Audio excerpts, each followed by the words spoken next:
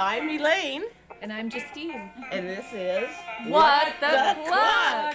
You're going to go after me, huh? Yeah. Who are you? I'm Neil. Neil. Hi. Justine, nice to meet Hey. you. That's Tucson's This is your baby? He's yep. He's the leftover rooster at the end of the season. He is We're getting gorgeous. kind of attached to it. Oh, I know. It's so hard not to, because roosters adds that's something special to the flock. Are you going to breed them at all? Probably not. No, not this guy. Oh. Probably not.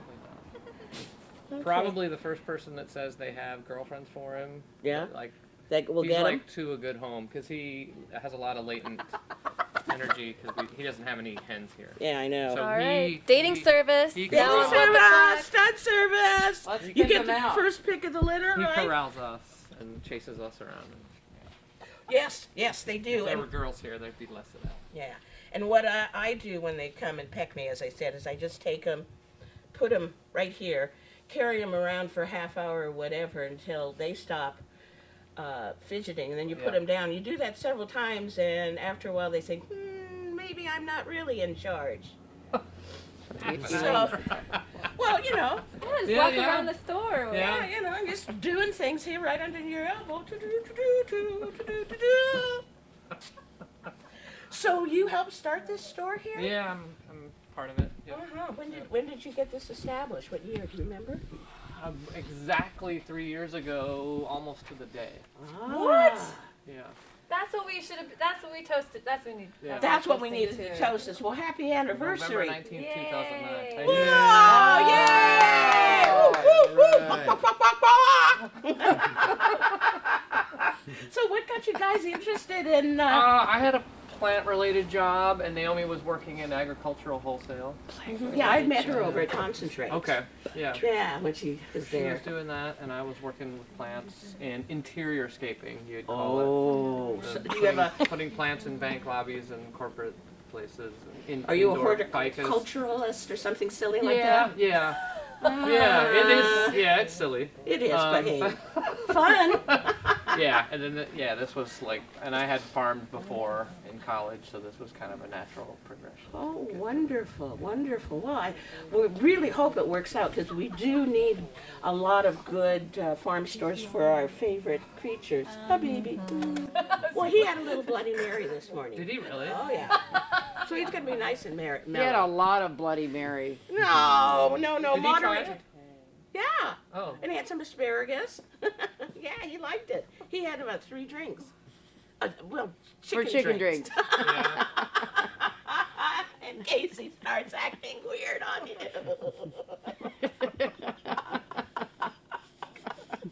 Oh, feathers. I am terrible. I'm terrible. I'm terrible. Nothing happened. Yeah, it's your favorite. I know. You'll be No, okay. he'll be fine. Honest, wake up. Oh. Wake up. It's good. It's good. Before you guys came in the truck. So basically, you do the store now all the time then. Almost all, yeah, Yeah. absolutely all. You don't the have a time. day job anymore. Oh yeah, God no. Yeah, this is way Yeah. beyond. This is way beyond even a normal day job, but it's great. It's Yeah. yeah. It's if you started any kind of business in the post '08 thing, it's like a The hustle. post 08 thing. Well, like you the know, world fell apart in '08. the big recession, because depression. We had creative financial instruments or whatever. Well, they do say that if you can get a business started and keep it going during a recession, depression, Yeah. then when the good times come, They say. they Who's say. they? Oh. Well, I know from experience. Okay. We started a business during a recession, and then the good times came, and then the bad times came. Now someone else does it.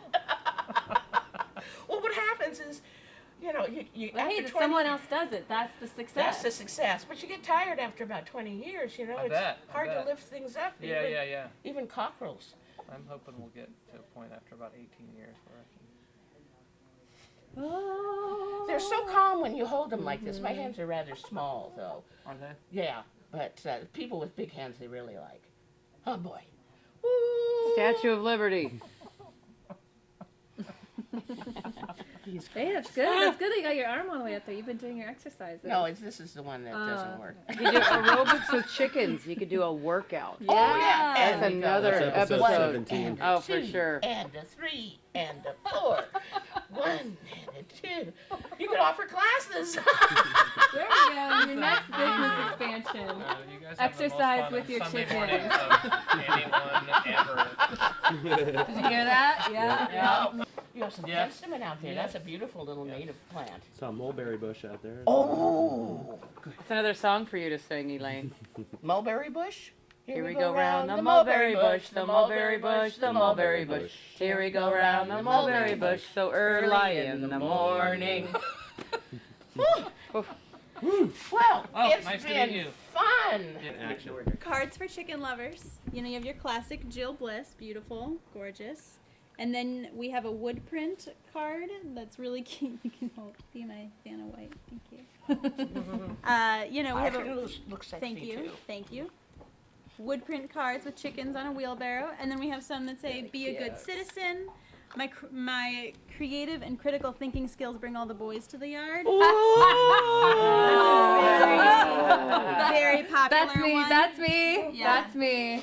Oh, And these these are are local. letterpress. And these are all local. And so blank inside? inside. So Wonderful. you can celebrate whatever holiday you want for your chicken lover. Oh, buck, buck, buck, buck. Yes. Those are beautiful. This one is very special. Yeah. Very special. I'm glad you like it. Oh, good.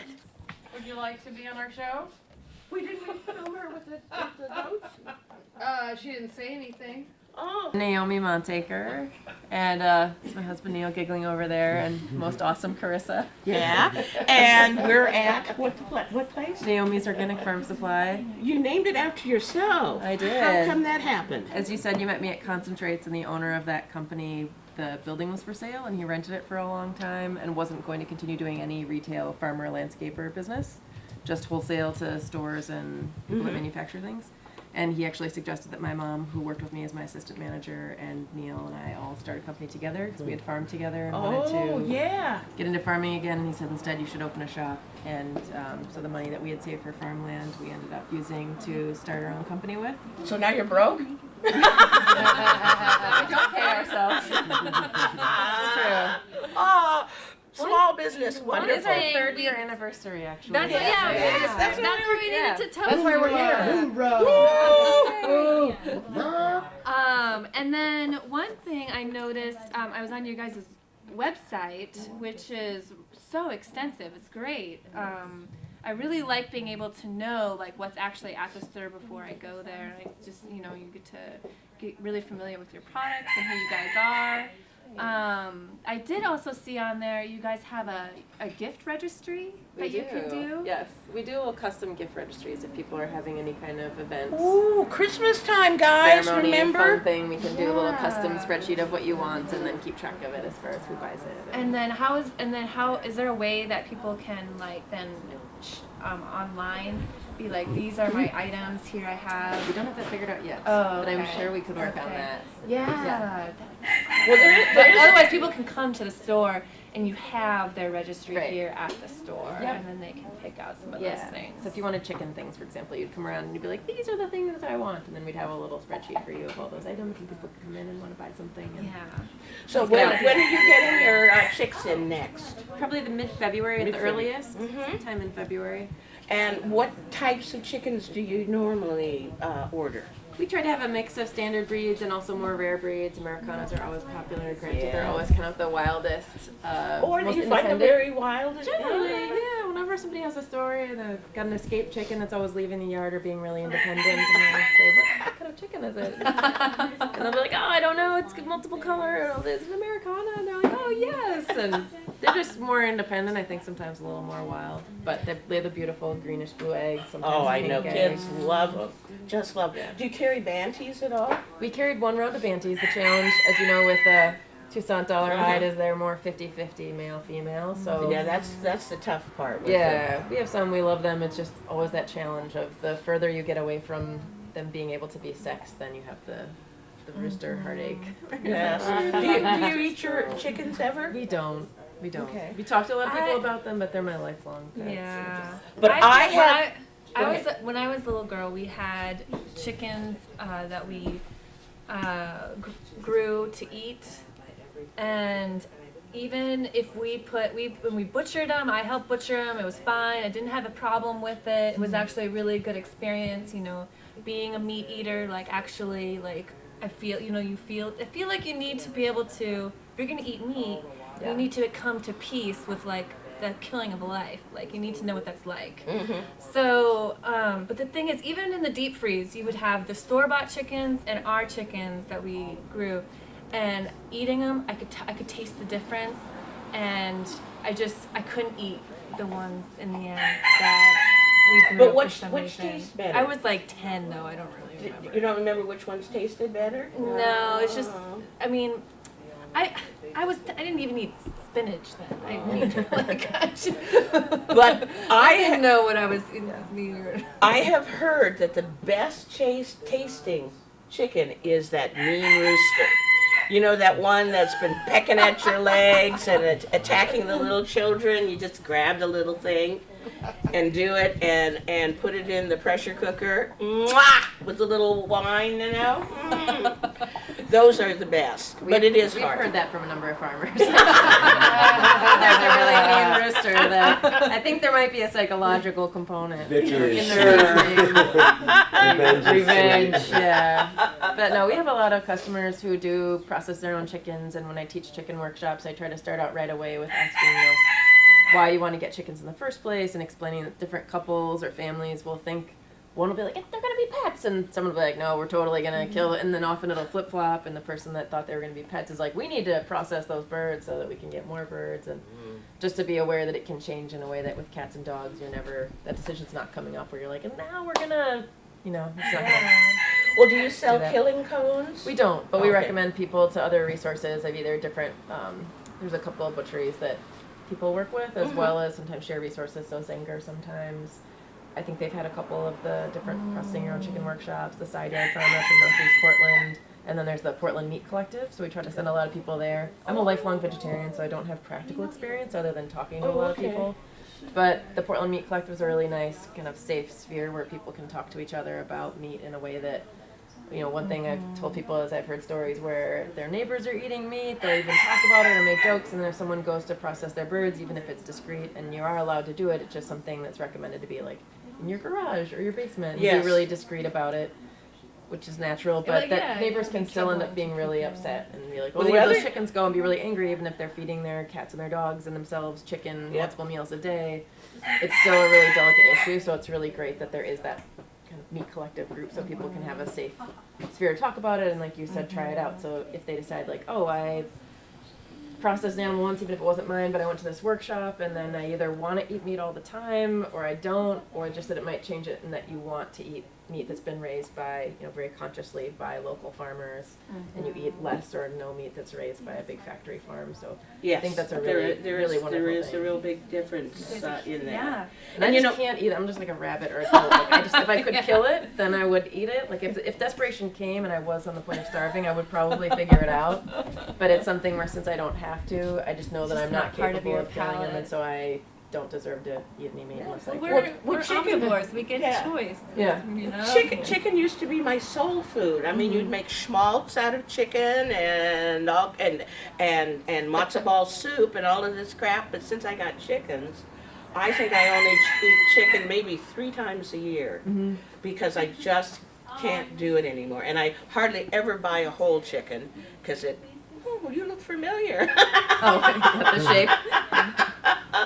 Yeah, and also, I heard the other chickens that aren't getting killed, if you're too close to them, they get real upset Yeah. when you're there killing one of their buddies. Yeah, they make me think about eggs a lot more as well. Like we visited Neil's family in Iowa, and just one of those things where you go to a little local diner, and when you leave the wonderful realm of Portland where people are trying to source their eggs as locally as possible and do all these really neat things, and then you go to Middle America and you know that even though people could have eggs in their backyards and there could be all these little farms, that they're just these big factory farms of eggs, and I got really boring oatmeal, and I was hungry, and I could have eaten a wonderful meal, but I was like, this may look really weird, but I'm just gonna get the random oatmeal because I don't want to eat some eggs from chickens that were abused in little tiny cages and Yeah. Well, homegrown eggs are marvelous. yeah. Once you start eating your own eggs, you can't go out to a restaurant and It's get hard. eggs because Yeah. it's all rubbery and funny and yeah. Yeah, and when you see the trucks go by, like, you know, in Oregon, you'll see a big truck go by and all the little birds in it, whether they're meat birds or whether they're layers. It just makes you want to eat birds from people that at least are, when they have to process or cull their chickens, are doing it in a conscious way and are trying to give them the best life that they can while they're. And also kill them in a nice way Exactly. without, because the factory farm chickens, I mean, they're scared to death when they're killed. I mean, and Yeah. as we know, there have been abuses in the big warehouse things where they play basketball with the chickens or kickball. No. Ugh. Yeah, there's a documentary I think might be called Know Thy Food. Neil's not around to ask him, but there's a really beautiful documentary that's not made in America, that's in Europe, and they, it's all just music and like the ambient sounds of people eating. So there's people on lunch break from different factory farms, and they have some vegetables also, but just these actually really beautiful shots. But they just go into all these different operations and show you things that in America you wouldn't have to be allowed to even go in the factory. Oh no, So no. it's a mix between Never like be very able to pretty, film. slightly creepy, but it's really interesting film. Okay. No, Thai food. Well, Neil. we have to head on. How about We the have book to hit Know the Thy road Food? some more and find another place to go to, right? yeah. Hey, thank you so Thank much you. for